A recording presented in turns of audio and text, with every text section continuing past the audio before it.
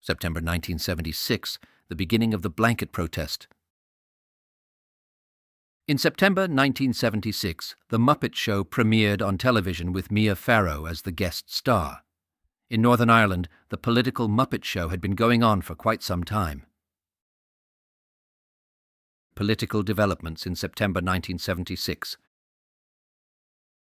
September began with the Irish government declaring that a state of emergency exists. This allowed the Irish police to hold people for 7 days without having to bring a charge against them. On the 2nd of September, the European Commission on Human Rights decided that Britain had to answer a case of ill treatment of internees in 1971 before the European Court of Human Rights.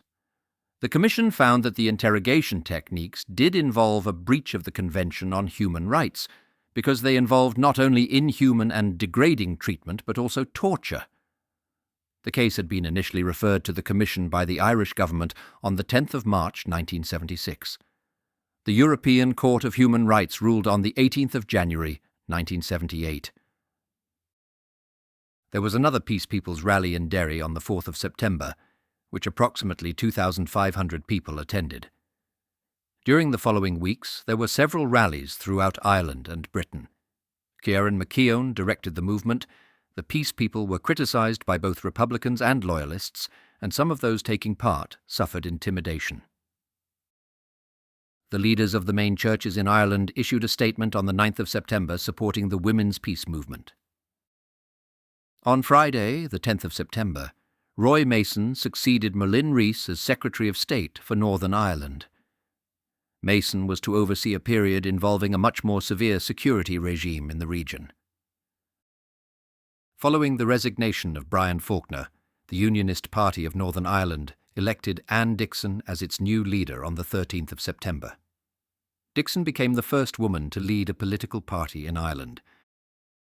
Kieran Nugent was the first prisoner to be sentenced on the 14th of September under the new prison regime introduced on the 1st of March 1976, which meant that he would not receive special category status. Nugent was sent to the new H blocks of the Maze prison, where he refused to wear prison clothes, choosing instead to wrap a blanket around himself. This marked the beginning of the blanket protest. This protest was to culminate in the hunger strikes of 1981, when 10 Republican prisoners died. Eventually, many of the elements of special category status, such as no uniforms, free association, and no prison work, were conceded to paramilitary prisoners. Secretary of State for Northern Ireland. Roy Mason gave his first press conference since his appointment on the 27th of September. In a statement, he stressed the importance of trying to improve the Northern Ireland economy and in trying to reduce unemployment. Shootings in September 1976. September 10th. The UDA shot Catholic civilian Seamus Muldoon, 29, on Donald Drive in Lisbon. He was cycling to work when he was shot in the back with a shotgun. He died on the 20th of September. A detective said the motive was sectarian. September 11th. The UDA shot and killed Victor Moody, 18, one of its members, on Disraeli Street in Belfast as part of an internal dispute. September 17th. The UDA shot and killed Catholic civilian Peter Johnston, 28, at his home on Cooldarragh Park in Belfast. September 18th. 2 RUC officers were shot by the IRA during a gun attack in Portadown.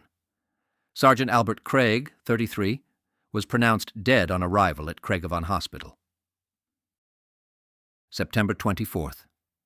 The UDA shot and killed 17-year-old Catholic civilian Pauline Doherty in her home on Old Park Avenue, Belfast. She had been babysitting 3 children at the time.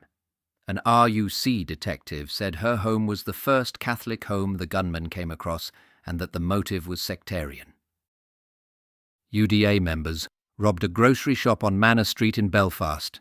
They shot 15-year-old Catholic civilian Anne McGee, who worked there. She died on the 11th of October, 1976. Another woman, who was active in the peace movement, was badly wounded and lost an eye as a result. Protestant civilians Frederick McLaughlin, 27, and George Rankin, 50, were shot and killed by Republican paramilitaries during an attack on Crangle's Bar on the Cave Hill Road in Belfast. September 25th. The INLA launched a gun attack at a house on Ormond Park in Belfast.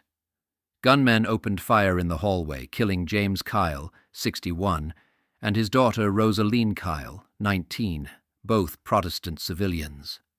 A detective said that it was thought to be a case of mistaken identity.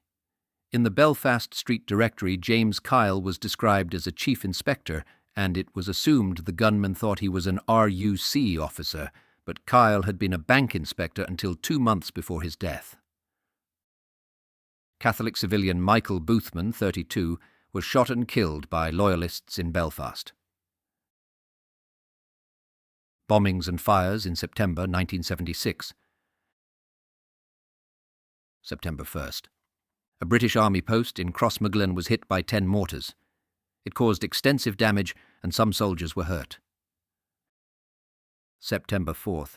The West Tyrone Battalion of the UDA claimed responsibility for an attack on a pub in Castlefin, County Donegal.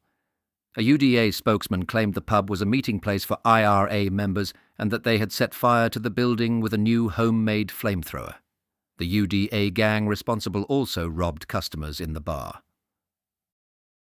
September 10th. An INLA bomb destroyed a confectioner's shop in Portadown. September 19th. Civilian Joseph Payton, 64, died 4 days after being injured in a bomb attack on the Belfast Telegraph building in Belfast. An inadequate warning was given. Thank you for listening to this episode of Tales of the Troubles.